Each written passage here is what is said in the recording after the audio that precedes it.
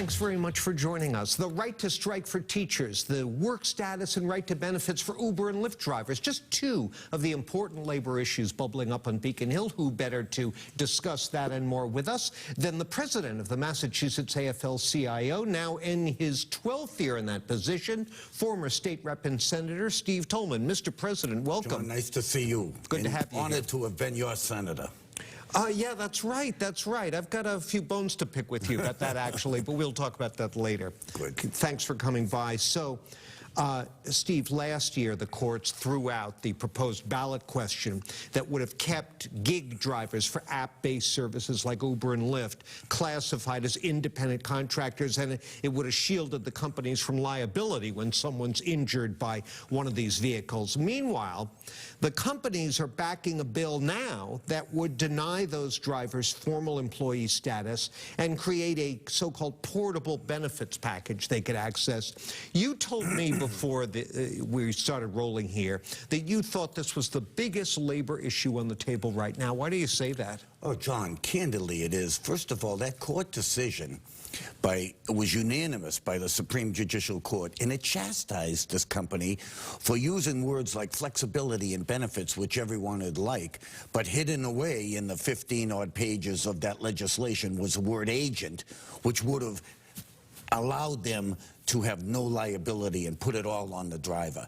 So the courts did their job, but these companies are coming back again.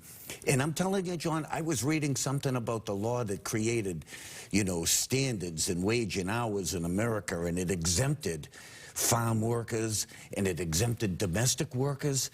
This is what this company is trying to do. It's trying to have these companies have, these drivers have absolutely no benefits whatsoever, except what they decide they're going to give them. They claim, the companies do, and some of their workers make public appearances claiming that this is a little different, that they like the flexibility that being an independent contractor provides. They work when they want, how much they want, and that to classify them as formal workers would impinge that freedom. That's not true. They say that, but you can have the same flexibility and benefits, and you'll have certainly a lot more benefits as an employee status. But even more importantly, John, the law is not ambiguous. The law is very clear. If you take any direction, you're an employee. And there's an ABC test, but they're clearly in violation of that. The Attorney General is suing them. It's been 3 years, John, and they're tying it up in court with frivolous type of in what they would call discovery. They're adding all these cases that were against them. Right. And contrary to that, John, the Attorney General only filed charges on the misclassification, didn't want to infringe with any other cases because wanted to address the classification issue. These companies have unlimited money and they're using it to mislead people in many ways. Now, we love Uber, by the way. Uber is a good service. We don't take that away, but these employees that are driving should be treated as employees. I've got to take a break here, but very briefly, a lot of people use these ride-sharing services. A lot don't.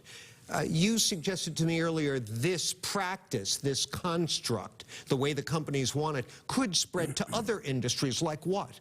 Well, everything, John. When this passed Proposition 22 at the height of the pandemic in California, and when they did that, everybody thought it was truly about Uber and Lyft. Immediately afterward, grocery deliveries, union jobs with benefits and pensions were eliminated and turned into independent contractor status. They went to the fancy hotels, same thing. So it's a design to destruct our wage and hour laws, and we need to hold these companies accountable like every other business in Massachusetts. All right, well, we'll be hearing a lot more about this during the coming year, and we'll invite representatives of the industry on to talk about it as well. Right now, though, we're going to take a brief break, and we'll continue our conversation with the president of the Massachusetts AFL-CIO, Steve Tolman, in just a moment. Stay with us.